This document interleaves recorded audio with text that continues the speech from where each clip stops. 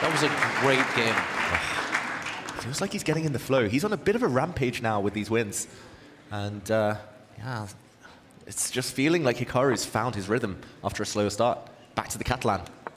And the crazy thing is, like I said, Alireza could have had a 4-1 lead. Coulda, shoulda, woulda, yes, of course. I get it. But Hikaru saved just a few unbelievable positions. And there's knight a5, by the way. Someone's been doing their homework in the break.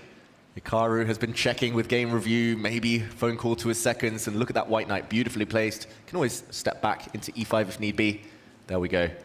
He's yeah, maybe got a small advantage here, although black is still very solid, of course. At least this is a no-lose game that takes about 6-7 minutes off the clock, and then we're in good shape. Alireza at some point will start feeling the desperation for sure. It felt like for the first 7 games, he was certainly the one calling the shots, and since then, it's really been all Hikaru. That last one certainly punched kind of that deciding ticket in the fact that this 2-point lead is very well deserved. Definitely. 3-2 lead, suddenly it's all gone wrong for Alireza. He just needs to survive this game. I think that would be a success. This fork is not the most scary. The rook can move, of course.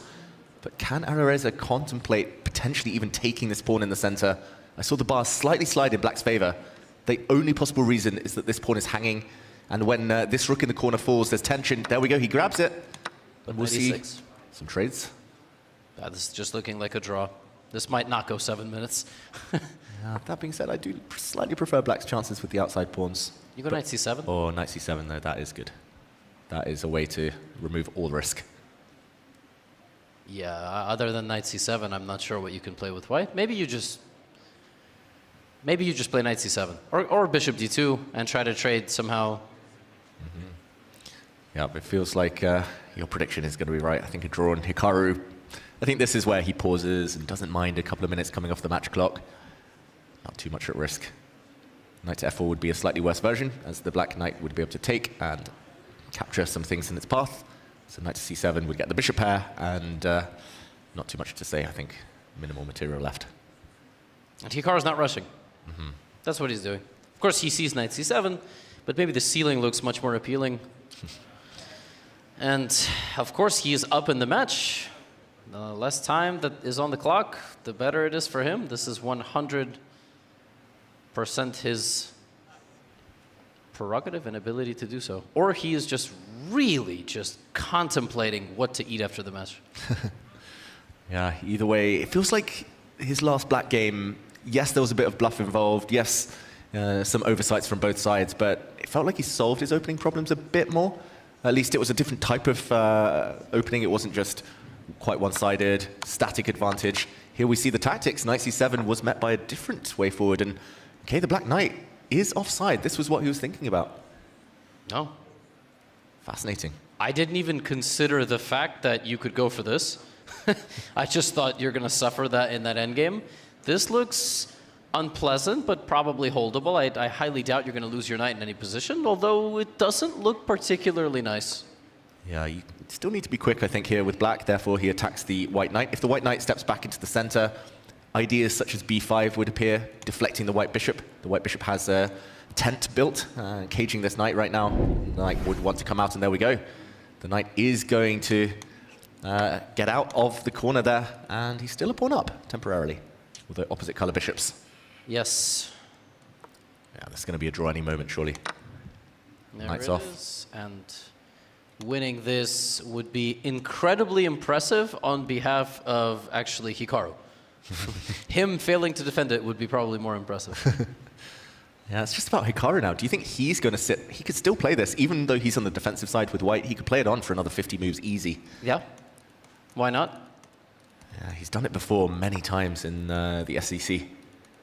And what's funny is that if everything was flipped, then the pawn would be promoting on the wrong color square for black. So for anybody in the audience, the corner pawn promotion, A or H, has to match the color of your bishop if it's king, bishop, and pawn versus king. Chess is a really cruel game. There are positions where you literally only have a king left. The other side has a king, pawn, and a bishop.